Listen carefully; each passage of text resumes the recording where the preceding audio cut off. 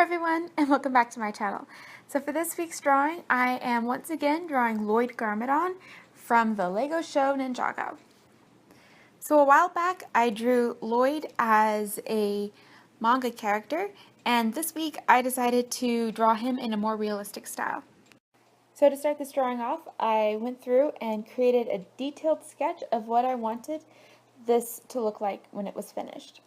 After that, I went through and erased most of the lines except for some of the key guidelines, and then began to lay down the base color.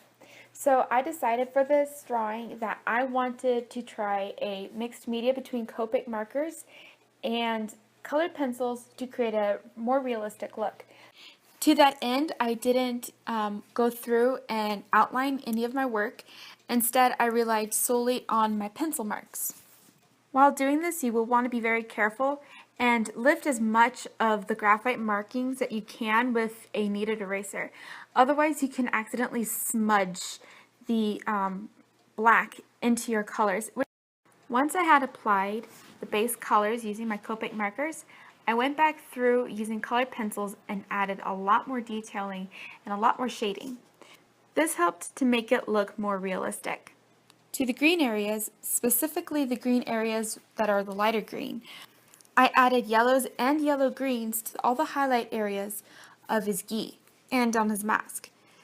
These colors, in combination with a dark blue in the shadowed areas, helped to add a lot of depth and dimension to his gi. As you may have noticed, or rather as you would have noticed if I hadn't lost all the clips of me jumping around, but I actually jumped around in this drawing a lot. And there was a reason for that. This is one of the first times I've really worked in color pencils to this level. Many of you would have, if you follow me on Facebook, you will see that I have actually posted another picture that I'm still working on of a color pencil drawing of Legolas. And that was actually my first, but this is my second, especially doing it as a mixed media like this. And I didn't really think about how hard it would be to make something lighter after it's really dark. So if you go back to earlier in this video, you might be able to see that Lloyd looks like there was a bit of a training accident and now he has a black eye. Well, that wasn't intentional.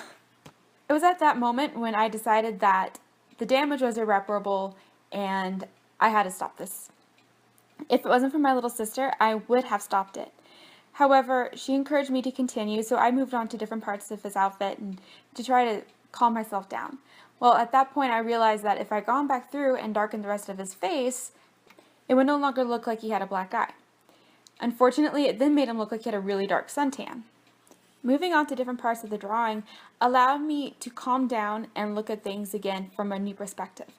So instead, I actually darkened everything in the picture, and now he sits on a darker background. This makes it look like it's an intentional shadowing, and everything can be darker, and it just looks very much intentional. The dark background also allowed for a good contrast with his very, very light hair, and I really wanted to keep his hair looking very light because that's how he looks in the show. To finish this off, I went through and touched up the areas in the background where the masking covered the drawing and added white gouache in the highlighted areas on the reflective surfaces. I want to thank you guys so much for watching my video. Please don't forget to comment down below, like this video, share with your friends, and don't forget to subscribe.